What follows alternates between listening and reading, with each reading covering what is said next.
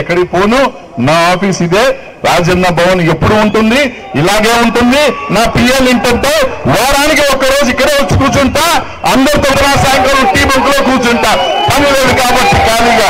కానీ నెల్లూరు నగరం లేదు లేదు, ఇది నా ఆత్మ. నెల్లూరు నగరం నియోజకవర్గం ఇది నా ఆత్మ, ఎక్కడికి వదిలేదు లేదు. నేను నరసరావుపేటకు పోయినా వారానికి ఒక రోజు పొద్దున్న నుంచి సాయంకాలం దాకా ఇక్కడే కూర్చుంటా. పొద్దున ఏదో ఒక టీ బంకులో, సాయంకాలం ఒక టీ బంకులో కూర్చొని టీ తాగి మన వాళ్ళందరితో ముచ్చటేసి, ఖలీల్ బాయ్ బాగా చేయలేకపోతే ఏం బాయిలో పని చేయట్లేదు, అంతా వాడలుగుతున్నాడు, వీళ్ళు అడుగుతున్నాడు, మళ్ళీ నేనే చదువుతా ఉంటా. ఎక్కడికి తెలియజేస్తా ఉన్నా.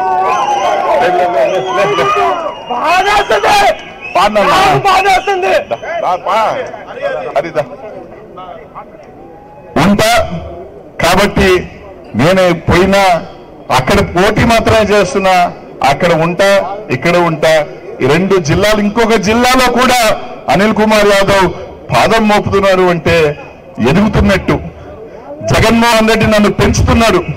చాలా మంది అన్నారు జగన్మోహన్ రెడ్డి అనిల్ కుమార్ యాదవ్ పెంచుతున్నాడు. అబ్బా, ఇక్కడ ఉన్న వాళ్ళందరూ జిల్లా దాట్లా 2 జిల్లాలు దాటించి నన్ను పార్లమెంట్ సభ్యుడిగా పెడుతున్నంటే నన్ను రాజకీయంగా పెంచుతున్నాడా, దించుతున్నాడా ఆలోచన చేయండి.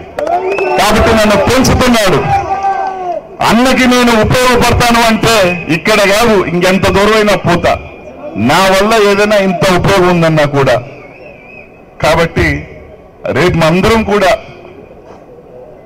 దగ్గరుండి మీరు ఓన్ చేసుకొని గెలిపించాల.